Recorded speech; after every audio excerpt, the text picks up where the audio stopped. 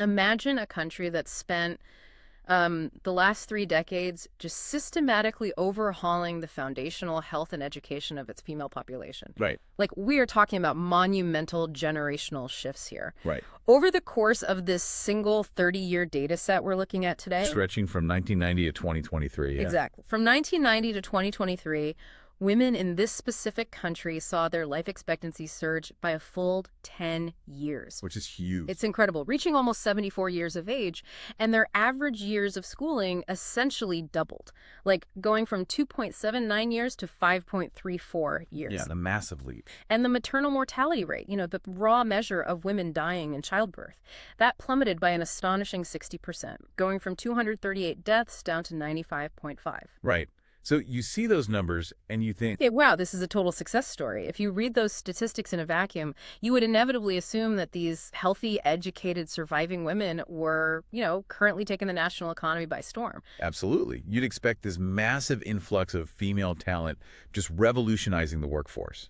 But instead, the female labor force participation rate in this country today sits at a dismal 39.67%. Yeah. And here is the fact that should completely halt you in your tracks, that number. It's actually lower than the 48.31% peak they reached exactly 20 years ago. It's a regression. A total regression. Welcome to another deep dive, everyone. Today we are unpacking this wild 30-year developmental paradox in Guatemala. We're trying to understand how a nation can brilliantly succeed at keeping its women alive and in the classroom. Right, checking all those foundational boxes. Exactly, only to systematically shut them out of the economy. We're calling this the lost 2 decades for women. Because it is a profound structural mystery. I mean, it really challenges a lot of the baseline assumptions we have about global development. Oh, so? Well, the standard operating theory of human capital is essentially a linear pipeline. You invest in basic health, you invest in primary and secondary education, and then the natural, inevitable result is economic empowerment. Right, labor participation just naturally follows. Exactly. But the data from Guatemala forces us to confront a far more complex reality. The pipeline isn't linear, and it certainly isn't automatic. Yeah. To understand where this transmission mechanism broke down, we have to meticulously examine this whole ecosystem of interconnected indices. We're dealing with multidimensional poverty, deep-rooted structural inequality. Severe gender disparities. Right. And interestingly enough, even ecological footprint data comes into play here. Okay, so I want to start by zooming out and looking at the broader macroeconomic picture, because we really need to understand the tide before we can analyze the undertow, That's a good way to put it. So looking at the global baseline from 1990 to 2023, the world generally experienced significant upward momentum. The Global Human Development Index, or HDI. Which is the standard metric combining life expectancy, education, and per capita income. Right. That global index rose steadily from 0.60 to about 0.75.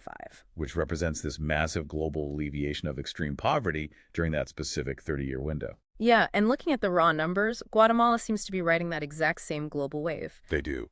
Their national HDI tracked steadily upward over those same 3 decades. They moved from 0.499 to 0.662. Placing them at 144th out of 203 countries today. Right.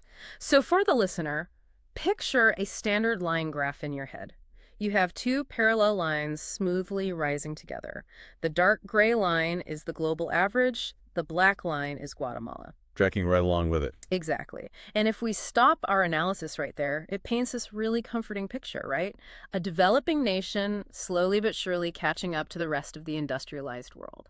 The wealth is growing, the index is rising. The system is working. Yeah. But see, that is precisely the danger of relying solely on national averages. Because it hides the real story. Fundamentally. I mean, the standard HDI is a vital tool, but it essentially takes the total wealth, health, and education of a nation and just divides it evenly across the population. It assumes everyone is getting an equal slice of the pie. Exactly. It assumes a uniform distribution of progress. But economies do not distribute progress evenly. Right. To see the actual lived reality of the population, we have to apply a stress test to those numbers. We use what's called the inequality-adjusted HDI. The IHDI, because the average hides the extremes. Exactly. The IHDI penalizes a country's score based on how unevenly its health, education, and income are distributed. Okay, make that concrete for us. Sure. So if a country is perfectly egalitarian, its standard HDI and its IHDI are exactly the same. no penalty. Makes sense. But the more unequal the society, the steeper the mathematical penalty. When we apply this adjustment to Guatemala's 2023 data, the country suffers an overall loss of 27.6%. Wow. I mean, that feels like a catastrophic drop. It is. Let me put that in context against the rest of the world for a second. The global average loss due to internal inequality is about 21.9%. So Guatemala isn't just suffering from, like, standard wealth concentration. They are carrying this exceptionally severe inequality penalty that just strips away more than a quarter of their perceived developmental progress. And if you visualize this like a waterfall chart, Oh, yeah, I like that. you start at the top with that respectable base HDI of 0.662. But then you have these big, steep drops. These red downward columns taking away value. Exactly. One drop for income inequality, another for educational inequality. And by the time you reach the bottom, that 27.6% penalty drags their actual lived index down to just 0.479. That's a brutal reality check. It completely changes the diagnostic classification of the country. It yanks them out of the medium human development tier and drops them back down into a much more precarious zone. Let me challenge the mechanics of that drop, though. Sure. If the overall national average is undeniably going up, meaning, new wealth is actually being generated and new schools are being built, but the inequality penalty is simultaneously dragging the adjusted score way down to 0.479. Like, what is actually happening on the ground?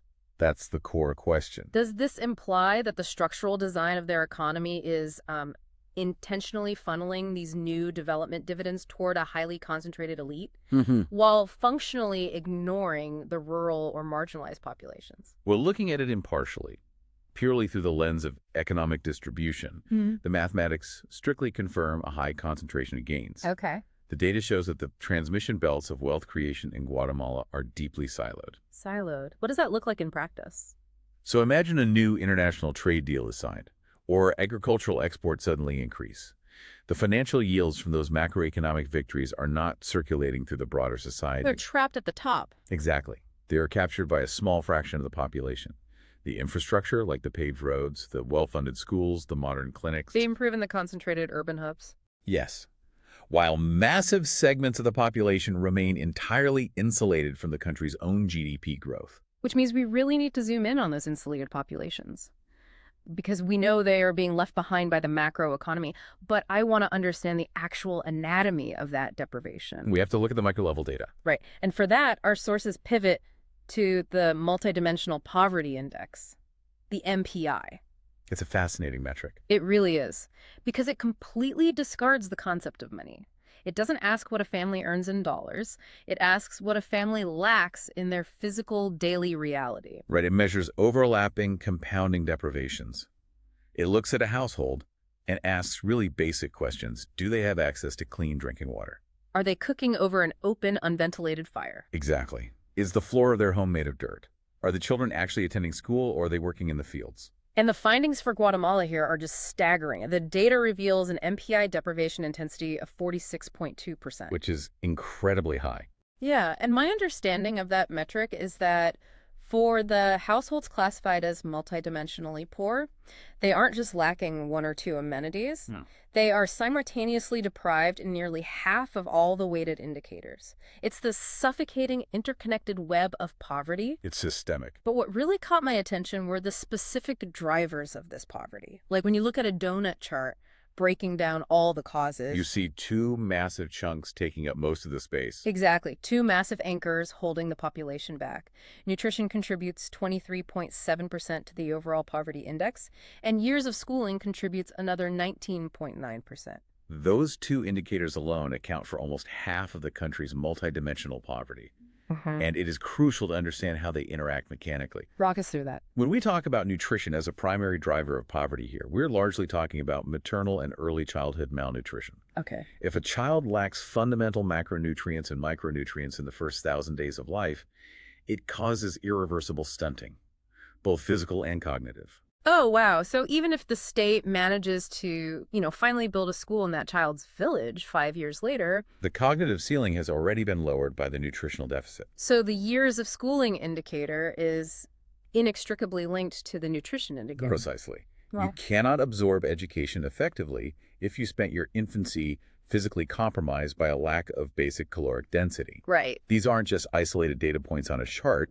They represent a cascading failure of human capital formation at the very most vulnerable stage of life. But see, this is exactly where the source material gave me incredible narrative whiplash. How so? Because on one hand, we have this vivid, data-backed picture of intense, compounding, multidimensional poverty, right?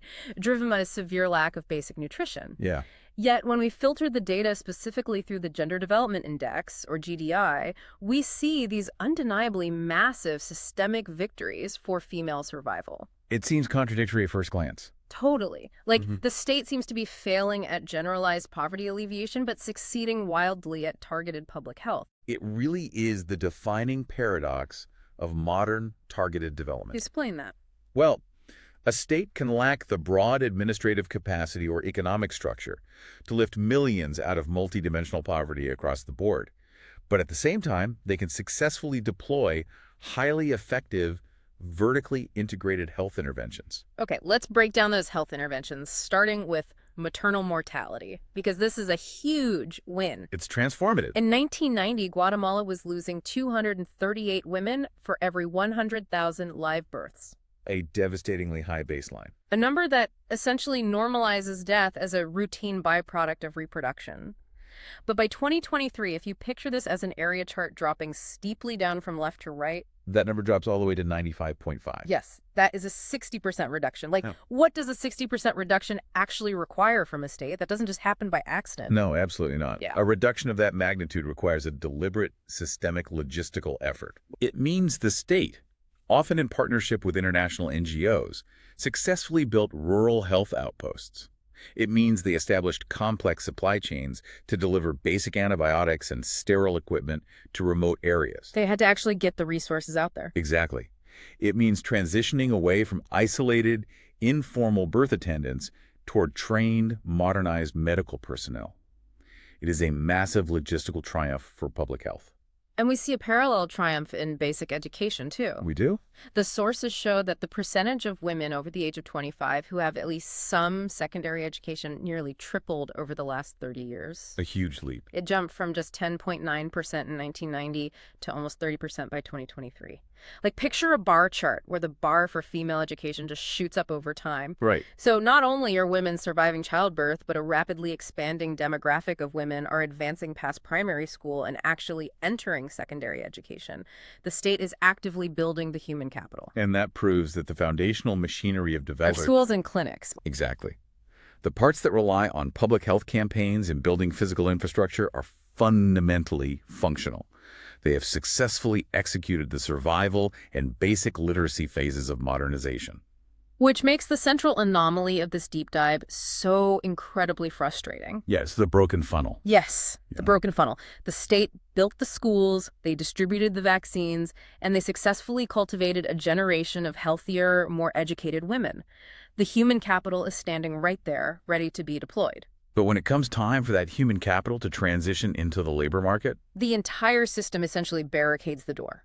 the transmission mechanism between education and economic participation is just completely severed. Let's look at the severity of that severance because the numbers are wild. We established in the hook that female labor force participation peaked in 2003 at 48.31%. Right. And then it began this 20-year aggressive slide downward, landing at 39.67% today. It just, as the data shows, it fluctuates but trends aggressively down. Right. But the true scale of that exclusion only becomes clear when you look at the male equivalent. While female participation is sinking below 40%, male labor force participation remains aggressively high at 82.23%. The contrast is stark. It's massive. This isn't a national unemployment crisis where there are simply no jobs for anyone. No. The jobs exist. The economy is absorbing the men at a rate of over 82% while actively shedding the women.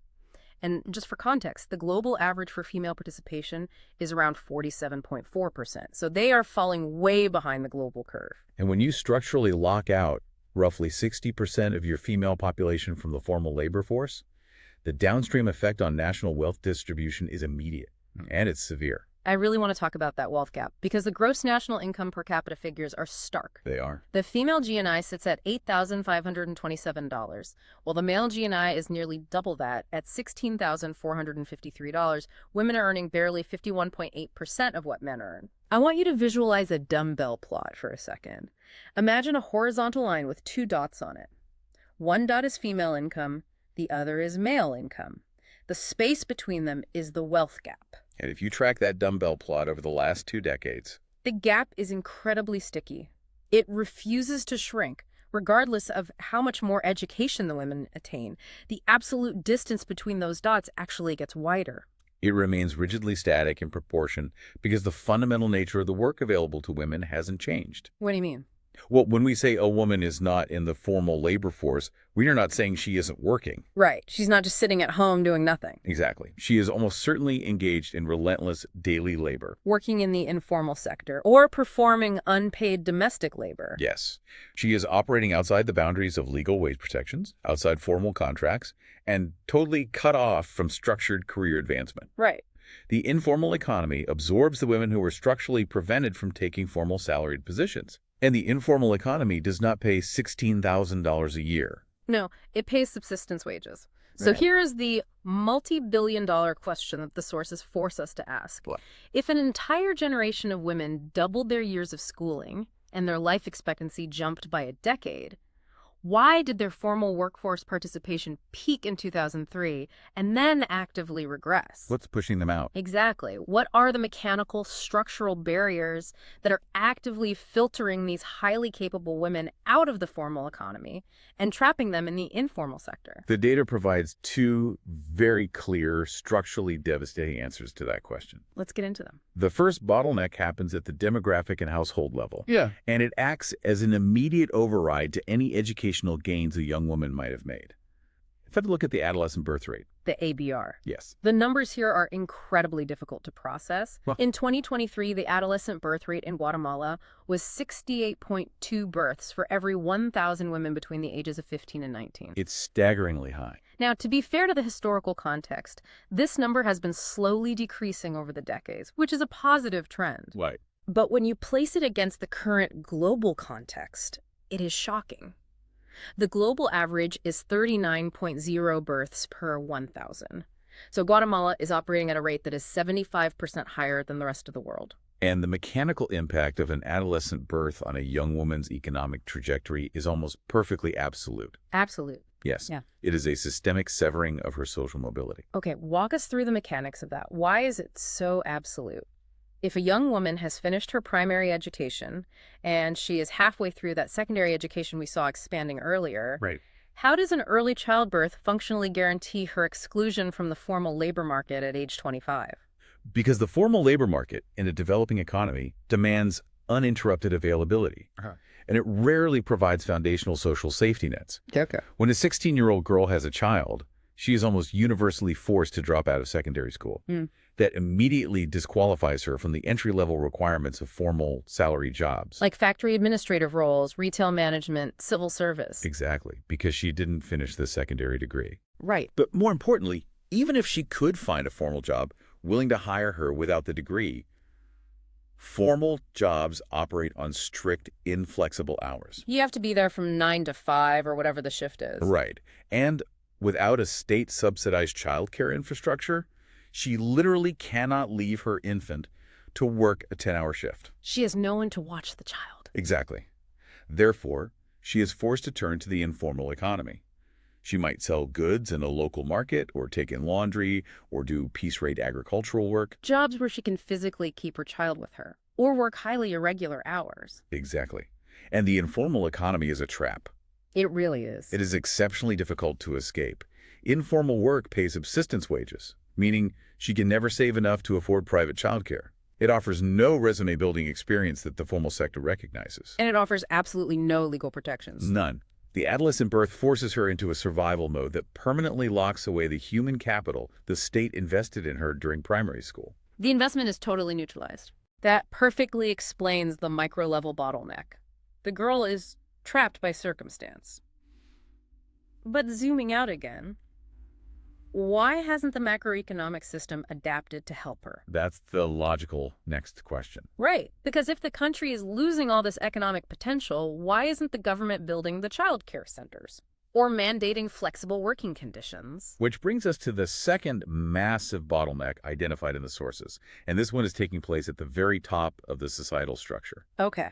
We're looking at a profound void in the political decision-making rooms. The lack of female political representation. Exactly. The data here is stark. In 2023, women hold only 20% of the parliamentary seats in Guatemala. Just 1 in 5. Now, again, to be fair to the historical trajectory, that is an improvement from 1990 when they held a minuscule 12.5%. Right, there is some upward movement. But 20% is still substantially below the current global average, which sits at 26.5%. And frankly, if you picture a waffle chart with 100 squares representing the parliament, Right, a visual grid. only 20 of those squares are filled in black for women. 80 squares are blank for men. 4 out of every 5 lawmakers are men. It's a massive imbalance. So I want to look at this purely objectively, without taking any political stance, but just focusing on the mechanics of policy creation. Okay. What is the mathematical correlation between an 80% male legislature and a 39% female labor participation rate? It comes down to lived experience and policy prioritization. How so? Legislative bodies have limited bandwidth and limited budgets.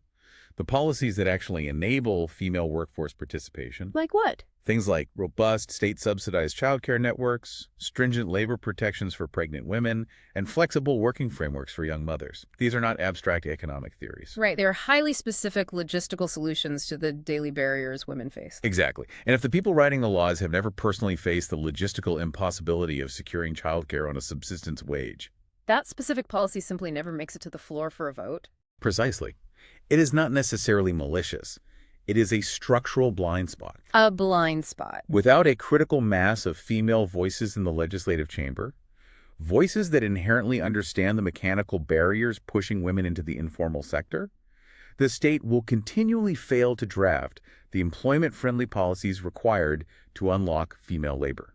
So these two bottlenecks just feed directly into each other. They do. The severe lack of female political representation ensures that there is no state-funded childcare or maternal labor protection. Right. And because those protections do not exist, a young woman who experiences an early adolescent birth has absolutely no structural support. None. And because she has no support, she drops out of the formal economy and enters the informal sector, thereby driving the female labor participation rate down below 40%. It is a closed loop of systemic exclusion. The math is just utterly relentless. It really is. Okay, we have spent a lot of time analyzing the failures of this system. We've looked at the intense poverty, the sticky wealth gap, and these structural bottlenecks. But the source material introduces a massive plot twist at this point. It does. It's a really fascinating shift. It introduces a totally different way of measuring development that completely upends our understanding of Guatemala's position in the world. It requires a radical shift in perspective, moving away from purely economic and social metrics and introducing the ecological cost of development. Right. The sources introduce the Planetary Pressures Adjusted Human Development Index, the PHDI. It's a relatively new framework. Let me frame why this metric exists for the listener. Historically, the blueprint for a nation to achieve a high HDI score is incredibly destructive. Very carbon intensive. Exactly. You industrialize, you burn massive amounts of fossil fuels, you extract raw materials, and you build heavy concrete infrastructure. The data shows that the average global citizen emits 4.53 tons of CO2. Which is unsustainable. Right. And because that ecological toll threatens the long-term survival of the planet, the PHDI mathematically penalizes countries for their environmental damage. And when you apply that ecological penalty globally, the world's overall index value shrinks by more than 10%. 10.05% to be exact. Right. The traditional developed nations take massive hits to their scores because their wealth was built on unsustainable carbon emissions. But this is where Guatemala's data presents this incredible, almost accidental advantage. It really stands out on a bubble chart. It does. Because they haven't heavily industrialized, their carbon footprint is astonishingly low. We are looking at just 1.12 tons of CO2 per capita. Which is roughly a quarter of the global average. Yeah. And their material footprint is equally minimal, sitting at just 4.49 tons. Which means that when the planetary pressures penalty is applied to Guatemala, their HDI score barely registers a dent. Wow. While the global average shrinks by over 10%, Guatemala's score only shrinks by 5.4%. And the result of that specific math triggers a massive leap in the global ranking. It's huge. On the standard, traditional HDI, Guatemala is languishing down at 144th in the world. But the moment you adjust for planetary pressures, They shoot up an incredible 36 places. 36 places, Yeah. they land at 108th in the world on the PHDI. If you picture a slope graph with lines connecting the two rankings, Guatemala's line just shoots sharply upward. It's a striking visual. But, okay, this is exactly where I have to push back on the implications of this data. I know where you're going with this. Right. We are calling this an advantage, but isn't this what economists call a green paradox? Yeah. I mean, are they scoring highly on ecological sustainability because they have brilliant green policies?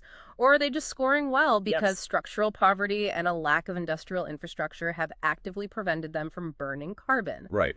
Are we just romanticizing underdevelopment? Exactly. Are we giving them a gold star for being too poor to pollute? That is the crucial philosophical and economic tension in the PHDI data. And you are absolutely right that their current low carbon footprint is largely circumstantial. It's not on purpose. No. Yeah. It is not the result of advanced green engineering. It is a symptom of an economy heavily reliant on low-yield agriculture and informal labor. It is enforced low consumption. So they aren't green by design, they're green by default. Exactly. However, while the cause of their low emissions might be poverty, the resulting position they find themselves in presents a genuinely unique historical opportunity. How so? Think about it. Most developed nations are currently spending trillions of dollars desperately trying to reverse engineer their energy grids and their industries to lower their carbon footprints. They're trying to deindustrialize their emissions. Right. Guatemala is sitting at a crossroads where they haven't yet built the dirty infrastructure. Oh, I see. They don't have to tear down the coal plants because they haven't built them yet. Precisely. They have the human capital forming, the educated young population, and they have a clean slate ecologically. The opportunity here is to practice intentional sustainability. To skip the dirty phase altogether. Exactly. They can actively choose to leapfrog the 20th century carbon-heavy industrial phase entirely and build their emerging formal economy directly on green technologies. Okay, let's pull all of these massive, disparate threads together. We've looked at 30 years of data across health, education, wealth, poverty, and ecology. It's a lot to synthesize. It is. If I had to visualize this entirely, the sources suggest a dual-track model. Like imagine a radar chart with 5 points. Okay. 3 of those points are expanding outward in progress. You have maternal mortality plummeting, basic education rising, and ecological pressures remaining super low. Right, the healthy, educated green track. Exactly. But the other 2 points on that radar chart are violently collapsing inward. Stagnation. Deep inequality with a 27.6% overall loss and a shrinking female labor force participation rate. It creates this highly irregular, distorted shape of development. Yeah. It feels like we are looking at an engine where the individual components are functioning, but the transmission is missing. We have the refined fuel, the educated women, and a clean exhaust system, the low planetary pressures. But the gears that are supposed to drive the vehicle forward are completely jammed. And the causal chain connecting those jammed gears is mathematically irrefutable based on the sources. Break down that causal chain for us one more time. It's a simple flowchart. The persistence of high multidimensional poverty, specifically the severe deprivation in child and maternal nutrition, combined with the shockingly high adolescent birth rates. Those 2 things together. They create a structural blockade. A blockade that sits directly between the schoolhouse and the workplace. Exactly. It ensures that even as the state succeeds in keeping a young woman alive and keeping her in a classroom for 5 years instead of 2, that accumulated human capital cannot cross the threshold into the formal labor market. It just bounces off the blockade. Yes. It is forcibly diverted into the informal sector, which permanently locks in the massive gross national income wealth gap, where women are trapped earning barely half of what men do. So if the data is this clear about the diagnosis, what is the treatment? How does a country escape this specific middle development trap? Remaining strictly analytical and looking only at what the historical data suggests, there are 3 necessary pathways or structural pillars required to reverse this paradox. Okay, what's the first pillar? First, The state must break the cycle of intergenerational poverty by targeting its heaviest anchor, nutrition. Right, the 23.7% of the MPI. Exactly.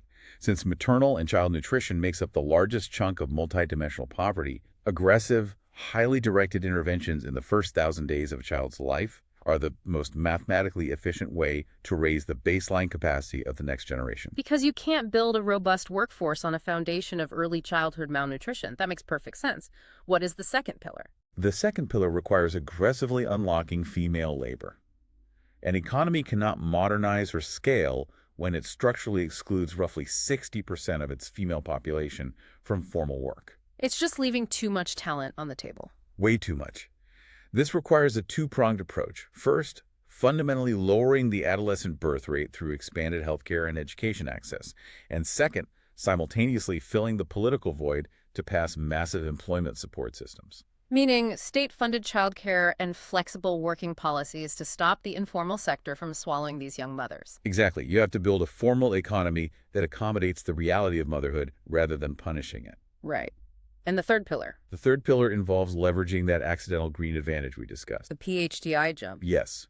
Rather than following the traditional destructive path of fossil fuel industrialization, Guatemala can utilize its naturally high PHDI ranking to attract international green investment. They can build an inclusive green economy from the ground up.